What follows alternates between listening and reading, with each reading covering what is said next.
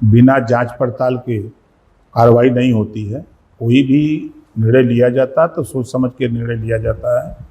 जो छात्रों की मांग थी, छात्रों की मांग पर देश के प्रधानमंत्री जी ने उनकी मांग को स्वीकार किया और शिक्षा मंत्री का इस्तीफा लिया। दूसरा, उन्होंने कहा था कि भाई कड़े कानून बने, तो आज बिल पेश हुआ है, कल चर्चा हो रही है कल से कि 10 साल की सजा और 10 करोड़ रुपया जुर्माना।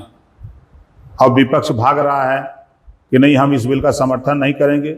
आप भाग रहे हो इस नाते कि आपके सरकार में ये पेपर लीक वाले आप ही के चेला लोग हैं, इस नाते ये लोग परेशान हैं कि हमारे चेला लोग फंस जाएंगे, इस नाते नहीं तो बिल का समर्थन क्यों नहीं कर रहे हैं। रामपुर में जौहर यूनिवर्सिटी में 38 इमारतों को गिराने के लिए डीएम के आदेश पर कमिश्नर ने रोक लगा दी है। इस मुद्दे पर समाजवादी पार्टी के प्रतिनिधिमंडल भी लगातार दौरा कर रहा है, इस पर आपका क्या कहना है? अखिलेश नहीं जाएंगे, डिम्पल हुआ नहीं जाएंगी, लेकिन जंतर मंतर जरूर जाएंगे।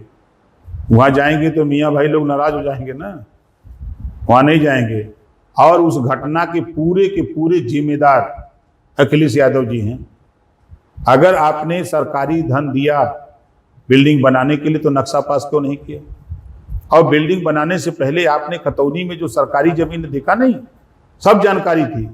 जानबूझ करके सरकारी जमीन पर भवन बनाए गए। तो अब सरकारी भवन बनाए गए तो अखिलेश जी को चाहिए था कि वो सरकारी जमीन को विद्यालय के नाम करा देने का।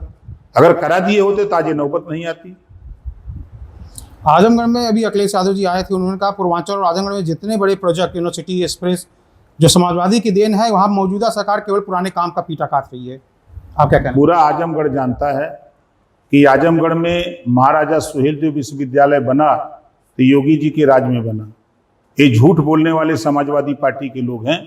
आज जो भी काम हो रहा है, जेल जा रही शिफ्ट होके बनने के लिए काम चालू हो गया है, उसको भी कह रहे हैं कि हमारी सरकार में। सब खाली झूठ बोलने के बहुत माहिर हैं।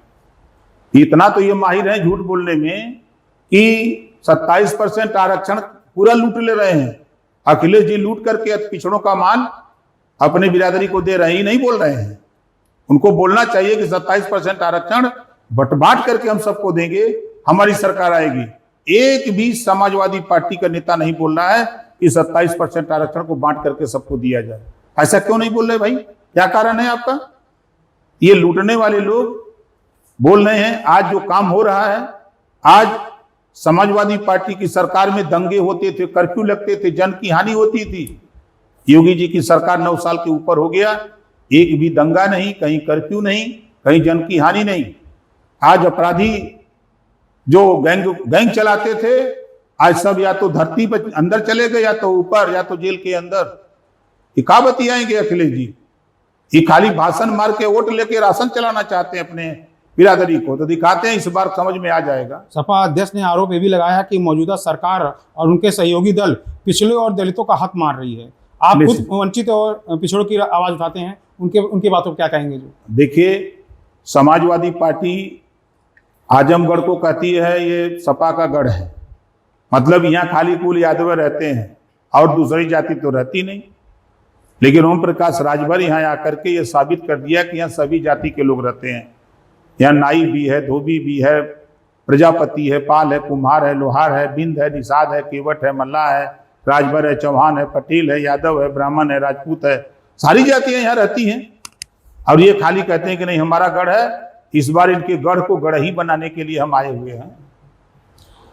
अखिलेश यादव ये भी कह रहे हैं कि आजमगढ़ में राज्य की कानून व्यवस्था, पुलिस व्यवस्था की कार्यसारी पर गंभीर सवाल खड़ा किए हैं। उन्होंने सरकार में मंत्री होते नाते आप क्या कहेंगे कि आजमगढ़ और पूर्वांचल में कानून की व्यवस्था क्या स्थिति है? समाजवादी पार्टी के गुंडे अखिलेश जी के इशारे पर बारात में राजभर को मार दिए, 10 लोग पकड़े गए, नामजद हैं यादव। इस नाते उनको चिंता है कि मेरी सरकार होती थी 10 नहीं पकड़े जाते। एक राजभर की बेटी की हत्या करके फेंक दिया, वो भी निकला, FIR हुआ तो यादव निकला। इस बात की चिंता उनको है। एक प्रजापति की बेटी की काट करके फेंक दिया, काटने वाला यादव निकला। ये चिंता अखिलेश यादव जी को है कि मेरी सरकार होती तो FIR नहीं होता, पकड़े नहीं जाते। ये चिंता अखिलेश यादव जी को है और कोई दूसरी चिंता नहीं है। कानून की बात करते हैं। आजमगढ़ में सबसे ज्यादा कानून बिगाड़ने का काम कोई किया है तो समाजवादी पार्टी के गुंडे किए हैं। आज जनता से पूछिए, जरा भगवान राम की तरफ ड्रेस बदलो, उतरो पैदल, जाओ गांव में, तब समझ में आएगा। खाली ऑस्ट्रेलिया से पढ़ के आए हो और विरासत में सत्ता मिल गई, बुद्धि नहीं मिलेगी। नोट कर लो अखिलेश जी। आखिरी सवाल यह है, अखिलेश यादव ने दावा किया है कि इस बार पूर्वांचल की जनता बीजेपी और उनके सहयोगियों को पूरी तरीके से नकार देगी।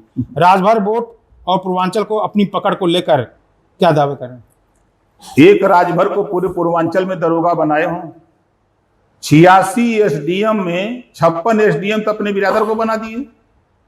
एको को बनाए होते भर को, एको प्रजापति को, एको नाई को, निषाद बिंद के वट मल्लाह को, एको पटेल को बनाए होते तो कहते एक बता दें।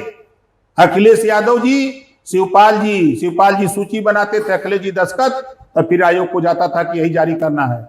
अगर मर्द हो अखिलेश जी तो एक नाम बता दो आजमगढ़ में, किसी नाई के बेटा को, किसी विश्वकर्मा के बेटा को, किसी राजभर को, किसी प्रजापति को, किसी निषाद बिंद केवट मल्ला को, तेरी कलम से कोई दरोगा बना हुआ आजमगढ़ का तो बता देना। ये चुनौती देता हूं समाजवादी पार्टी के नेताओं को, उनके अखिलेश यादव जी को। बतिया बा का कुतिया नहीं, मेहर बा घर खटिया नहीं, वही हाल फाने है ये। पूर्वांचल में कह रहे हैं कि अब की बार क्या कहते हैं उनको सब काहे के वो एक नाव रहे बार बनावत रहे, तो जो नगमा रहे उगा कितना बार है, वो कहेगा हम छीले तो सारे निचवा गिनते काहे न थे। बस 27 में चुनाव उतने पता लग जाए। आपके राज्य की खबरें, आपके शहर की खबरें सबसे पहले जानने के लिए देखते रहें अमर उजाला। चैनल को सब्सक्राइब जरूर कर लें और पाएं हर अपडेट।